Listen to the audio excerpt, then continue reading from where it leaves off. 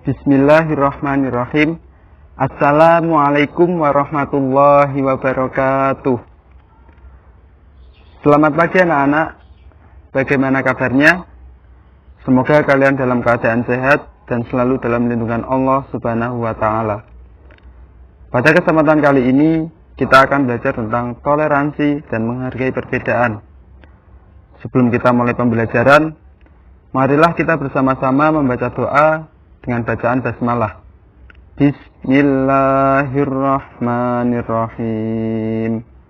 Semoga dengan bacaan basmalah, pembelajaran pada hari ini dapat berjalan dengan lancar dan tanpa suatu halangan apapun. Pertemuan sebelumnya, kita telah belajar tentang hukum bacaan qalqalah dan tanda baca waqaf. Apakah kalian masih ingat bagaimana cara membaca apabila bertemu dengan huruf-huruf qalqalah? Dan apa saja tanda-tanda waqaf dan bagaimana cara membacanya? Mari kita praktekkan bersama-sama dengan membaca Quran surah Al-Hujurat ayat 13. A'udzu billahi minasy syaithanir rajim. Bismillahirrahmanirrahim. Ya ayyuhan nasu inna khalaqnakum min dzakarin wa untha wa ja'alnakum shu'uban wa qabaila lita'arafu. Inna akramakum 'indallahi atqakum. Innallaha 'alimun khabir. Mari kita buat catatan pertemuan sebelumnya. Kita cocokkan apakah bacaan kita sudah benar atau belum. Selanjutnya, kita akan belajar tentang toleransi. Apa itu toleransi? Ada yang tahu apa itu toleransi? Toleransi berasal dari bahasa Arab tasamuh, yang artinya tenggang rasa atau lapang dada. Terus secara istilah, toleransi adalah sikap seseorang yang mau menerima berbagai kebiasaan, keyakinan, cara hidup, pendapat, dan pandangan orang lain tanpa mengkritik dan mencela. Allah Subhanahu wa Ta'ala berfirman dalam Quran surah Al-Hujurat ayat 13. A'udzu billahi minasy syaithanir rajim. Bismillahirrahmanirrahim. Ya ayyuhan nasu inna khalaqnakum min dzakarin wa untha wa ja'alnakum shu'uban wa qabaila lita'arafu. Inna akramakum 'indallahi atqakum. Innallaha 'alimun khabir. Yang artinya, hai manusia, sesungguhnya kami menciptakan kamu dari seorang laki-laki dan seorang perempuan, dan menjadikan kamu berbangsa-bangsa dan bersuku-suku, supaya kamu saling kenal mengenal. Sesungguhnya orang yang paling mulia di sisi Allah ialah orang yang paling bertakwa. Sesungguhnya Allah Maha Mengetahui lagi Maha Mengenal.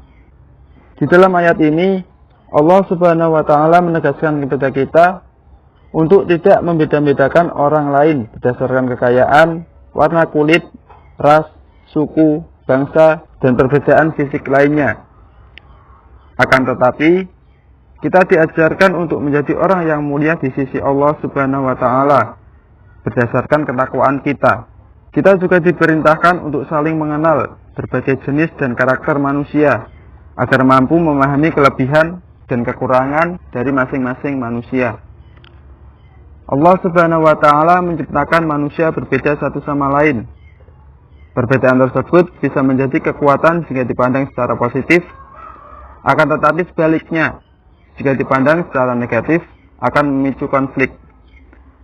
Maka di dalam ayat ini, Allah Subhanahu wa Ta'ala memberi isyarat kepada kita semua untuk selalu bersatu, hidup dalam kerukunan, perdamaian, dan penuh kasih sayang. Apabila terjadi perselisihan, segeralah selesaikan dengan sebaik-baiknya. Selanjutnya, ada macam-macam toleransi. Yang pertama ada toleransi pemikiran, yang kedua toleransi rasial, yang ketiga toleransi beragama, dan yang keempat toleransi sosial. Toleransi pemikiran adalah bagaimana seseorang mau menerima perbedaan gagasan, meskipun gagasan yang dimiliki berbeda, atau bahkan bertentangan dengan pemikiran atau gagasan kita. Kemudian yang kedua ada toleransi rasial. Toleransi rasial adalah toleransi yang berkaitan dengan hubungan yang mungkin ada antara orang-orang dari ras atau etnis yang berbeda. Kemudian yang ketiga ada toleransi beragama. Toleransi beragama merupakan toleransi yang berkaitan dengan rasa hormat dan menerima berbagai keyakinan yang berbeda dari ajaran agamanya. Kemudian yang keempat ada toleransi sosial. Toleransi sosial adalah toleransi dalam keberadaan atas status atau kelas sosial yang berbeda. Contohnya antara kaya dan miskin. Adapun hikmah dari sikap toleransi, yang pertama adalah menumbuhkan sikap mau menghormati antar sesama.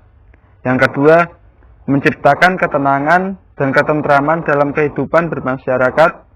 Kemudian yang ketiga, menjauhkan seseorang atau sekelompok orang dari sifat sombong. Kemudian yang keempat, menumbuhkan rasa persatuan dan kesatuan. Yang kelima, menumbuhkan rasa keharmonisan dalam kehidupan bermasyarakat dan berbangsa. Setelah kalian mempelajari materi ini, renungkan dan jawab pertanyaan-pertanyaan berikut. Yang pertama, sudahkah kalian bersikap toleran? Kemudian yang kedua, apa yang kamu lakukan jika ada salah satu anggota keluarga atau temanmu yang masih sering melakukan sikap anti toleran? Kemudian yang ketiga, apa hikmah yang bisa kamu ambil dari materi ini? Sebelum kita tutup pembelajaran pada hari ini, Bapak akan memberikan tugas. Nanti tugasnya dikerjakan di buku tulis. Kemudian untuk pengumpulannya menunggu informasi dari Bu Juliana. Untuk soal yang pertama adalah bagaimana cara kita untuk menumbuhkan sikap toleransi di lingkungan sekolah. Kemudian yang kedua, apa yang kamu ketahui tentang toleransi beragama dan berikan 4 contoh.